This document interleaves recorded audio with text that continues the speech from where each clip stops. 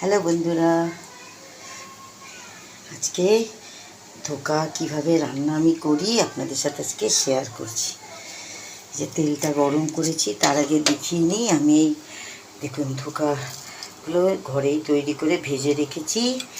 এটা ছোলার ডাল আর অল্প মটর ডাল, ছোলার ডাল বেশি মটর ডাল কম দিয়ে রাত্রে ভিজিয়ে রেখে সকালে সেটা নুন মিষ্টি দিয়ে ভেজে নিয়ে গ্রেট করে নিয়েছি। তারপরে তেলের মধ্যে একটু কালো জিরে, হিং আর আদা বাটা দিয়ে এটা একটু মণ্ড তৈরি করেছি। তারপরে এভাবে আকার দিয়ে ধোকা ভেজে রেখেছি। আর এখন দেখুন এই জিরে, কাঁচা লঙ্কা, পাকা কাঁচা লঙ্কা লাগবে, আর তেজপাতা ফোড়ন দেবো। ফোড়ন দিয়ে তার মধ্যে আলু দিয়ে দেবো। আলুটা এগুলো সব হালকা মিডিয়াম আছে ভাজবেন। আলুটা ভাজবো। আলুটার মধ্যে অল্প নুন দেবো আর একটু হলুদ দেবো, দিয়ে আলুটা একটু ভেজে নেব হালকা লাল, ডিপ লাল করবো না, হালকা লাল করে একটু ভেজে নেব। আলু ভাজার সাথে মশলাটা কষালেই আলুটা সেদ্ধ হয়ে যাবে।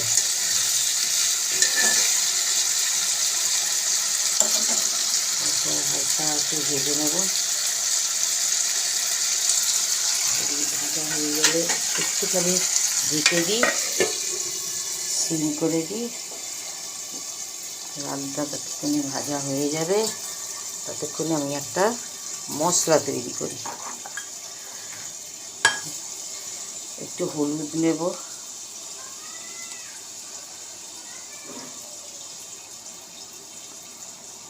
একটু এই দেখুন আদা বাটা, আপনারা পরিমাণ মতো যার যেরকম যতটা না তার ততটাই নেবেন, নিলাম। আর এই যে চানা মশলা, এই চানা মশলাটা আমি দিই, ভালো লাগে খেতে। এটা সব মশলা সাধারণত নিজেদের পরিমাণ মতো দেবেন। তারপরে এই লঙ্কা গুঁড়ো অল্প দেবো, কারণ কাঁচা লঙ্কা একটা দিয়েছি। সবাই লঙ্কা যেরকম খান সেরকম দেবেন। আর একটু ধনে গুঁড়ো দেবো, ধনে গুঁড়োটা একটু বেশি দেবো। আর জিরে গুঁড়ো দেবো না, তাও একটু জাস্ট একটু দেবো। তারপরে এর মধ্যে এই যে কাশ্মীরি মির্চটা দেবো, কাশ্মীরি লাল লঙ্কাটা একটু রঙের জন্য দেবো, সুন্দর রং হয়। দিলাম, দিয়ে একটু জল দেবো। জল দিয়ে একটু মেখে রাখবো।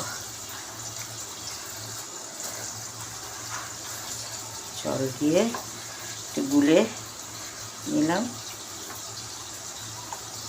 এটা মশলাটা যেহেতু আমাদের ইনস্ট্যান্ট মশলা, তার জন্য একটুখানি এটা একটু ভিজিয়ে রাখলে ভালো থাকে, মশলাটা সুন্দর ভিজে যায়। মশলাটা করে রাখলাম। এবার দেখি কতটা হলো আলুটা। আলুটা হালকা লাল লাল হয়ে গেছে। একটু ফ্লেমটা হালকা বাড়িয়ে দেবো। হয়ে গেছে। এবার এর মধ্যে যে মশলাটা গুলে রেখেছিলাম সেটা জল দিয়ে গুলে নেব।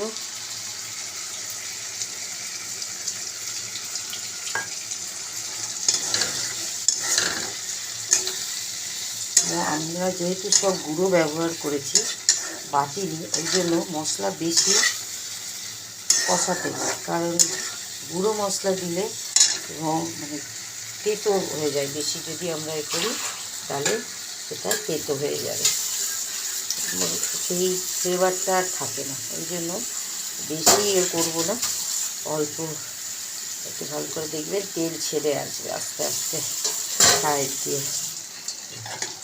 এখনই তেল ছাড়তে শুরু করবে। মশলাটা একটুখানি ঢাকা দিয়ে সিম করে এই 1 মিনিট মতো ঢাকা দিয়ে রাখবো। 1 মিনিট পর ঢাকাটা খুলে ঢেকে নেবো। একটুখানি ফ্লেমটা বাড়িয়ে দেবো।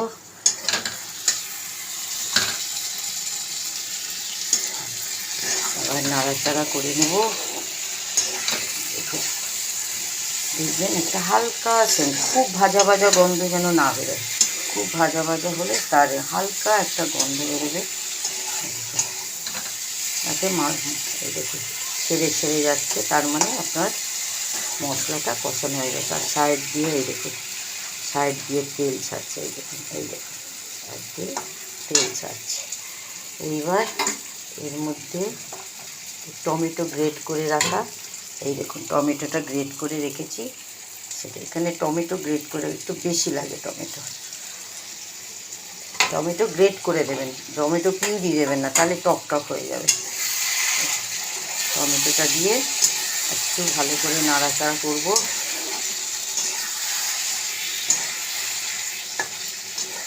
সুন্দর করে হবে। অল্প নুন দেবো, নুন তো দেওয়া আছে, অল্প নুন দেবো। সুন্দর করে কষাবো, কিছুক্ষণ কষাতে থাকবো। দেখুন যে সাইড দিয়ে তেল ছাড়তে শুরু করেছে, তার মানে বুঝবেন কষানো হয়ে গেছে। যে কোনো গুঁড়ো মশলা অনেকক্ষণ কষাতে নেই। হ্যাঁ, বাটা মশলাটা ভালো করে অনেকটা সময় কষাতে হয় বিরিয়ানিতে, কিন্তু গুঁড়ো মশলা আমার মনে হয়, আমি জানি না কার কী মনে হয়, আপনারাও আপনাদের মতো রান্না করবেন। আমি যেভাবে করি সেটাই আপনাদের সাথে আমি শেয়ার করছি। দেখুন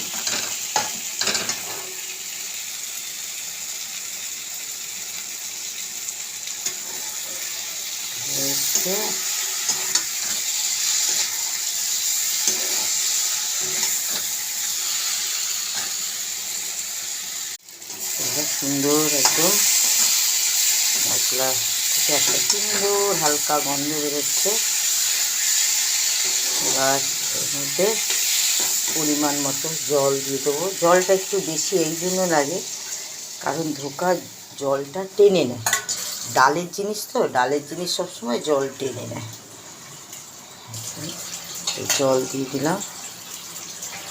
জল দিয়ে এবার একটু হালকা সিম করবো না, সিমের থেকে একটু বাড়িয়ে এটা এবার আলুগুলো সেদ্ধ হতে দেবো। ঢাকা দিয়ে দিই। এতক্ষণে আলুগুলো সেদ্ধ হয়ে গেছে আশা করি। দাঁড়া দেখে নিই, ঢাকনাটা খুলে দিলাম। হ্যাঁ, এই দেখুন সেদ্ধ হয়ে গেছে, আলু সেদ্ধ হয়ে গেছে। এইবার ধোকা দেবো।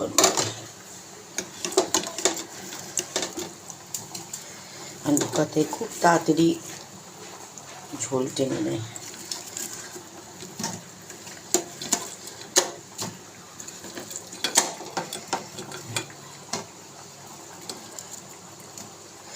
ধোকাগুলো দিয়ে দেবো। কি ভেজেছি সব দেবো না, কিছুটা রেখে দেবো।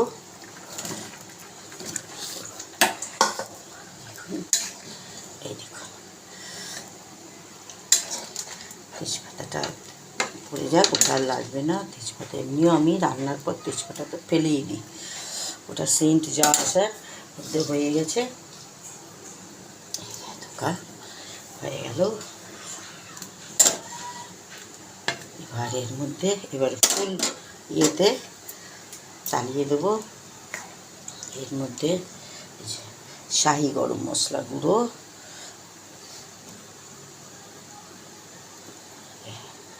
শাহি গরম মশলা গুঁড়ো দেবো। তারপর একটু ঘি দেবো,